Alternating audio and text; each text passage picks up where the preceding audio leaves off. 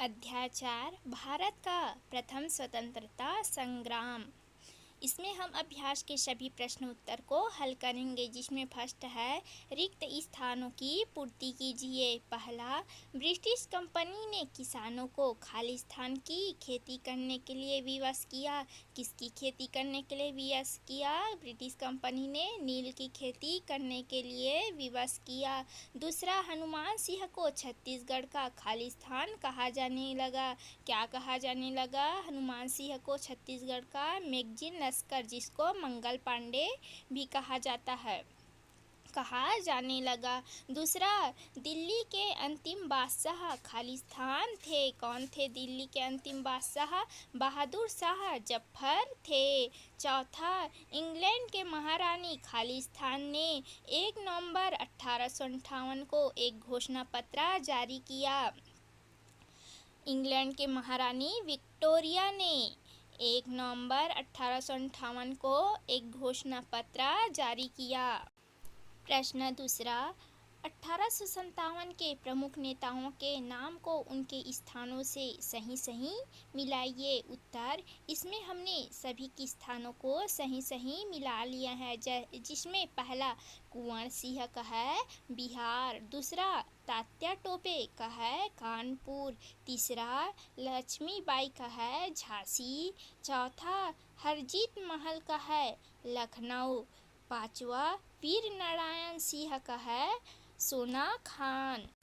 प्रश्न तीसरा, सही अथवा गलत बताइए। पहला, चर्बी वाले कारतूस के घटना 1857 के विद्रोह से संबंधित नहीं है। उत्तर, गलत। चर्बी वाले कारतूस के घटना 1857 के विद्रोह से संबंधित है। दूसरा, डलहौजी के साम्राज्य विस्तार की नीति से विदेशी राजाओं को बहुत लाभ हुआ। उत्तर, गलत। डलहौजी के साम्राज्य विस्तार की नीति से विदेशी राजाओं को बहुत लाभ नहीं हुआ। प्रश्न 4 प्रश्नों के उत्तर लिखिए। प्रश्न पहला, सन 1857 के पूर्व अंग्रेजों की सेना के भारतीय सिपाहियों में असंतोष क्यों था? उत्तर, अंग्रेजी सेना के अधिकांश सैनिक भारतीय किसान परिवार से आए हुए थे। अंग्रेजी सेना के अधिकांश सैनिक कौन से परिवार से आए हुए थे? भारतीय किसान परिवार से आए हुए थे। इसमें बंगाल के सैनिक अपनी वफादारी के लिए प्रसिद्ध थे। इसमें बंगाल के सैनिक किसके लिए प्रसिद्ध थे? अपने वफादारी के लिए प्रसिद्ध थे। अंग्रेज सैनिक अधिकारी भारतीय सैनिकों को हे दृष्टि से देखते थे। अंग्रेज सैनिक अधिकारी भारतीय सैनिकों कौन सी दृष्टि से देखते थे? हे दृष्टि से देखते थे। भारत की ब्रिटिश सेना में भारतीय सिपाहियों का अनुपात 1.5 से अधिक था। ब्रिटिश सेना में भारतीय सिपाहियों का अनुपात कितना था? 1.5 से भी अधिक था। सेना में उन्हें अधिक ऊंचा पद नहीं दिया जाता था। गोरे सैनिकों की तुलना में इनका वेतन कम था। गोरे सैनिकों की तुलना में इनका वेतन कैसा था? कम था। भारतीय सैनिकों पर तिलक लगाना, दाढ़ी रखना, पगड़ी बांधना जैसे पारंपरिक कार्यों पर प्रतिबंध था। उन्हें युद्ध के लिए समुद्र पार कर अन्यत्र भेज दिया जाता था। उन्हें युद्ध के लिए कहाँ भेज दिया जाता था? समुद्र पार कर अन्यत्र भेज दिया जाता था, जबकि समुद्र पार करना उन दिनों धर्म के विरुद्ध माना जाता था।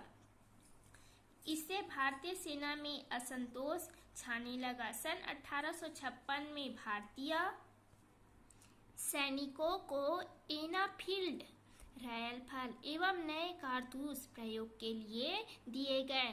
सन 1856 में भारतीय सैनिकों को क्या दिए गए?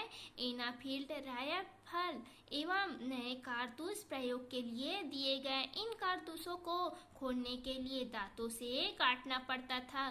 कारतूसों को खोलने के लिए किससे काटना पड़ता था? दांतों से काटना पड़ता था।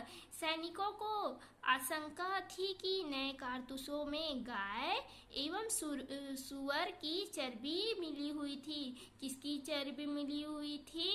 गाय एवं सुअर की चर्बी मिली हुई थी, जिसके कारण उनकी धार्मिक।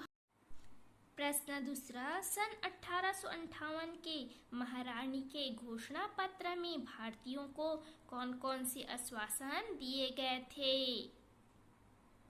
उत्तर, भारत की नाराज प्रथा को शांत करने के उद्देश्य से इंग्लैंड के महारानी विक्टोरिया ने 1 नवंबर 1858 को एक घोषणा पत्र जारी किया। नाराज प्रथा को शांत करने के उद्देश्य महारानी विक्टोरिया ने क्या किया? 1 नवंबर 1858 को एक घोषणा पत्र जारी किया, जिसमें कंपनी का शासन समाप्त कर भारत का शासन सीधे इंग्लैंड की संसद द्वारा संचालित करने की घोषणा की गई। जिसमें क्या किया गया? कंपनी का शासन समाप्त कर भारत का शासन सीधे इंग्लैंड के संसद द्वारा संचालित करने की घोषणा की गई।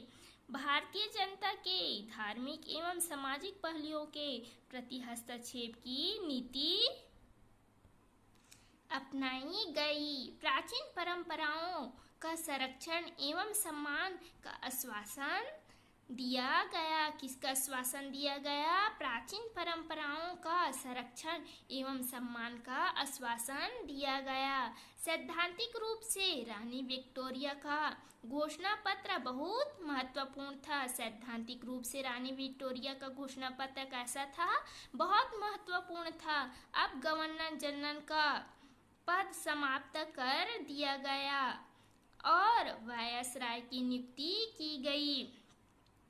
किसका पद समाप्त कर दिया गया? गवर्नर जनरल का पद समाप्त कर दिया गया और वायसराय की नियुक्ति की गई। प्रश्न 3, सन 1857 का विद्रोह क्यों असफल रहा? उत्तर, सन 1857 का विद्रोह भारत के व्यापक भूभाग में हुआ। कौन से भाग में हुआ? भारत के व्यापक भूभाग में हुआ, किंतु अंग्रेजों की सत्ता का अंत करने में सफल नहीं हो सका। इसके कई कारण थे।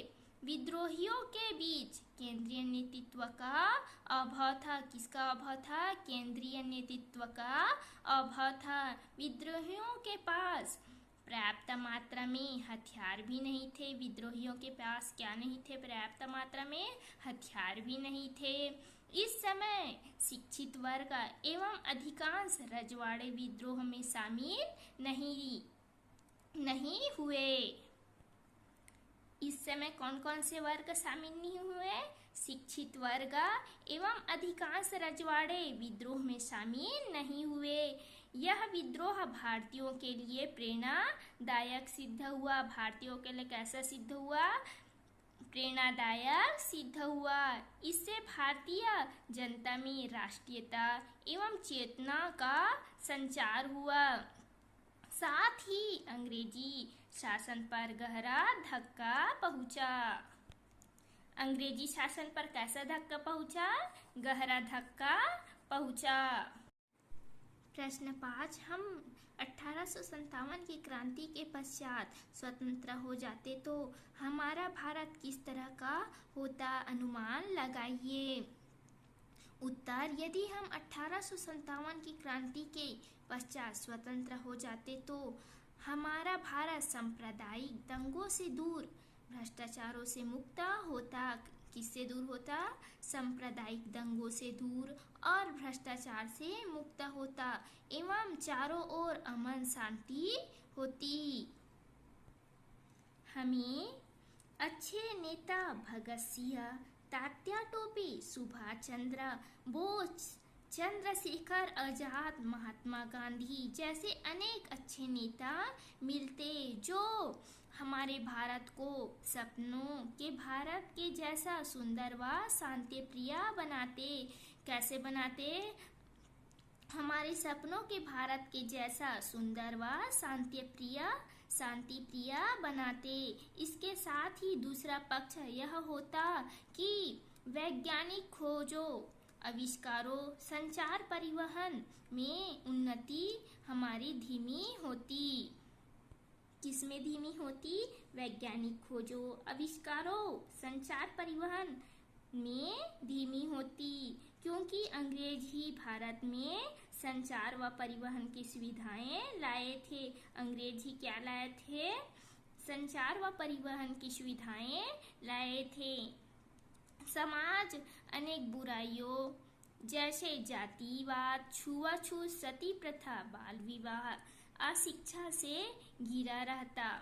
देश का शैक्षणिक स्तर पिछड़ा हुआ रहने से लोगों में भाईचारे व राष्ट्रीयता की भावना का भी कमी होती। रेल व संचार साधनों का विकास न होने से भारत विकास में अन्य देशों से काफी पिछड़ा रहता। किसके विकास न होने से भारत अन्य देशों से पिछड़ा रहता? रेल व संचार साधनों के विकास न होने से भारत अन्य देशों से काफी पिछड़ा हुआ रहता।